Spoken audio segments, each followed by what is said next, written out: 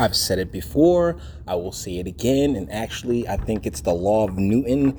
Every action has a reaction of equal or greater consequence.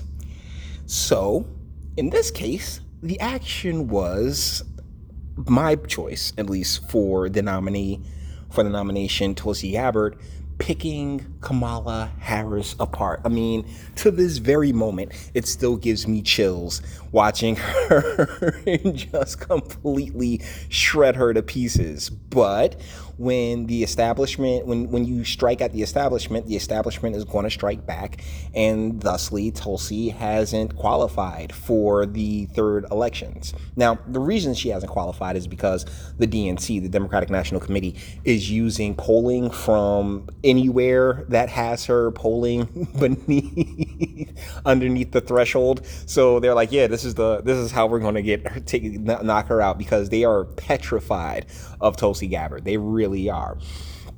So as of right now, the front runners are the three front runners are Warren, Biden, and Sanders, all three of which will get steamrolled by Trump. I mean, I don't think Tulsi would have won regardless, but she definitely wouldn't have been steamrolled. So let's get into this article brought to us by the National Review. Tulsi Gabbard slams DNC for lack of transparency after failing to qualify for upcoming Dem debate. This is written by Jack Crow. It's a pretty awesome name. Should be a pirate.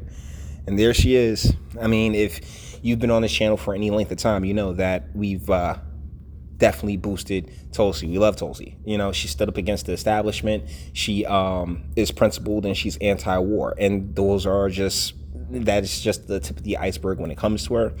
And so this is a sad but not unexpected as far as her actually getting the nomination. We called it from day one. No, there was no way in hell she was going to get the nomination simply because of how anti-establishment that she is.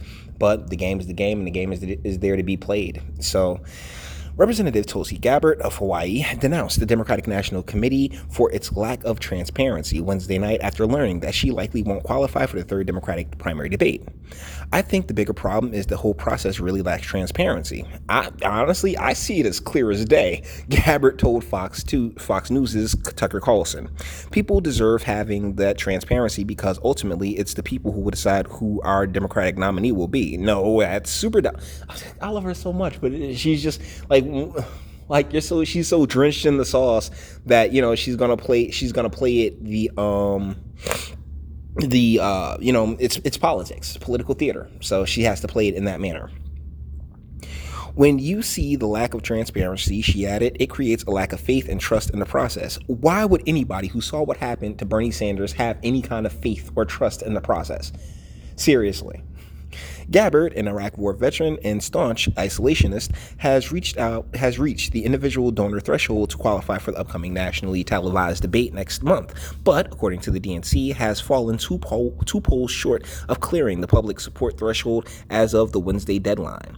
As to explain why the DNC wouldn't recognize a number of polls that would have helped her qualify for the debate, Gabbard suggests that the DNC standards are opaque and helped propagate the notion that national politics are controlled by a cabal of political elites. I could have sworn we already knew this. Really, what they see is a small group of really powerful political elites, the establishment, making decisions that serve their interest in maintaining that power, while the rest of us are left outside. The American people are left behind, Gabbard said, and she's not wrong. The DNC came under fire following the 2016 presidential election after it was revealed that the institution worked to secure the Democratic nomination for Hillary Clinton at the expense of Bernie Sanders, which is why I see all these people who are just like, oh my goodness, yes, Democratic Party, rah, rah, rah. And we're like, have you not been paying attention? Like, people have such selective memories. Carlson labeled the DNC's efforts on behalf of Clinton rigging during the Wednesday night program and suggests similar machinations may be at work in this election cycle. They're at work in every election cycle, from president to school board. You got sideways with the political establishment last presidential cycle because you didn't jump aboard the Hillary Clinton Express immediately, Carlson said. Then we learned that there was activity that looked a lot like rigging in order to steer one candidate towards victory and hamstring another. Yeah, that's why no one hopped in to the Bernie was the only one that hopped in, because Hillary's like, nah, I got this, and she moved everybody aside.